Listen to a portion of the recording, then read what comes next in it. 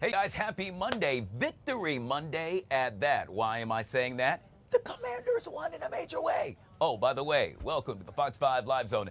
I'm your host, Guy Lambert. Coming up on the show today, I already touched on it. We're talking Commanders, not once but twice. Tailgate Ted, NFL star John Booty, both going to join us to break down last night's game. The latest on those deadly wildfires that continue to burn out west. And did you hear? Wallet Hub out with a new list of the best cities to get a job. Apparently, a D.C. suburb is the place to be.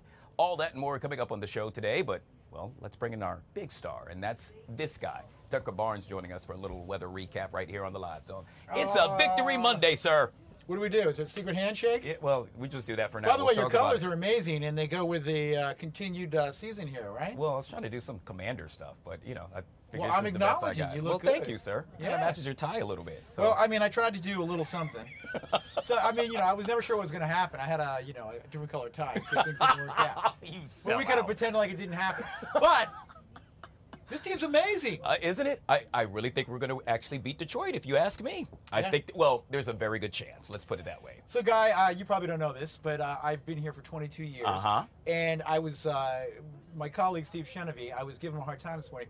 Steve was our reporter that went to the last time the Commanders/Redskins won a playoff game nearly 20 years ago. Oh, my God. He was the current Chad Ricardo. He was the Chad 20 years ago. Wow. I feel like it was down in Tampa the last time he won. He was in Seattle. Yeah, anyways. Hasn't aged a bit, by the way. Neither have you, sir. Okay, whatever you say. All right, should we do some weather together? Please. Yesterday we actually warmed up into the low 40s here in Washington. And today we're going to be in the mid 40s by late afternoon. So a heat wave. Okay. I mean, it is a heat wave.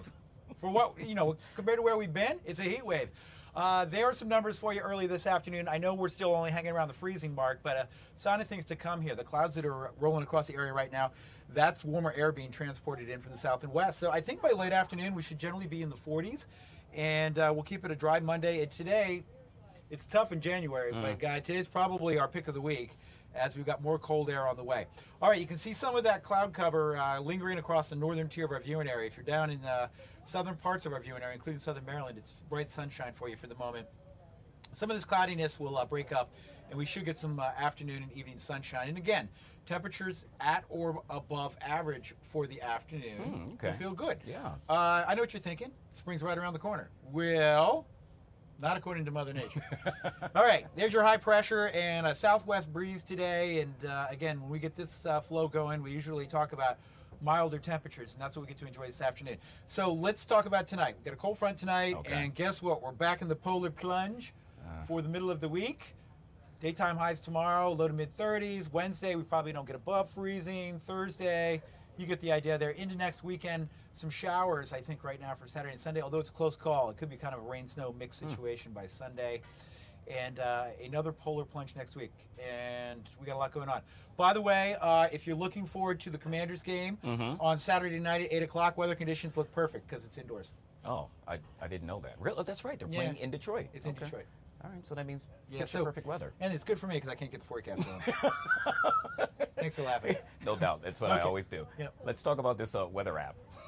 You talk about it. All right, we'll pull it up there, Amy. Yeah, of course, make sure if you haven't already done so, click on that little QR code right there. That way you can take us any and everywhere you go. Of course, we can feature it right here on Fox Local. I got to tell you, I used it over the weekend, and boy, did it come in handy. We're going to start the show off right here in the nation's capital, where D.C. now gearing up for the upcoming presidential inauguration. Officials met earlier today to discuss preparations and security measures during a press conference spearheaded by Mayor Bowser. Here is some of what she had to say. While the Secret Service is leading the security effort, the district is working closely with the Secret Service and other federal partners.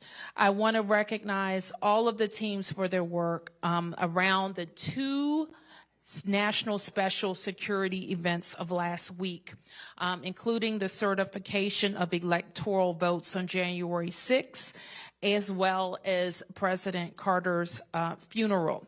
So in addition to the public safety personnel who ensured the seamless processions through our city. And the 60th presidential inauguration will take place next Monday right here in the district. Moving on to one of the other top stories we're following, 3 D.C. police officers were shot inside of an apartment building in Northeast D.C. Another person is said to be dead. This happened along Florida Avenue near Union Market in the I-5 apartments. It's about 4:30 this morning when the concierge called 911 about a gunman shooting inside. You're taking a look at video from a Fox 5 viewer which shows swarms of police, several running into the lobby. Then D.C. Fire EMS paramedics going in as well. D.C. Police Chief Pamela Smith said when officers arrived, they encountered a gunman, but he jumped on an elevator. Then the man came back down, displaying a handgun. Officers attempted to take that man into custody. Then he started shooting, striking 3 officers. Officers then returned fire, shooting and killing the gunman. People living in the area tell us that they generally feel safe and are sorry this happened in their neighborhood. Obviously, this is a fluid and developing story, and we'll continue to follow that throughout the afternoon as well. Now, the latest on those devastating wildfires out west. Over the weekend, senior officials briefed President Biden at the White House. The FEMA chief discussed options for fire victims. The agency wants affected residents to contact their insurance company before applying for federal assistance. Officials say more than 12,000 buildings have been destroyed thus far. Here's more.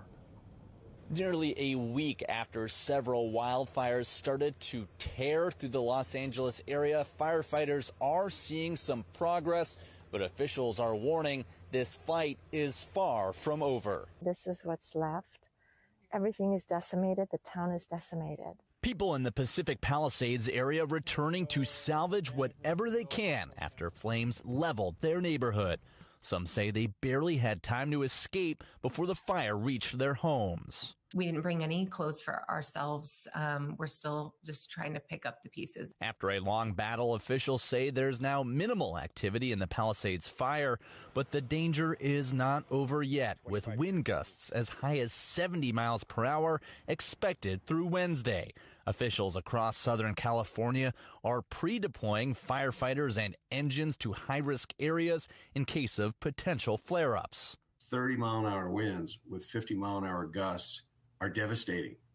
They're not 80-mile-an-hour winds and 100. That they're somewhat more manageable. But this is a concern for us. Meanwhile, utility crews are on the ground restoring power to tens of thousands of customers.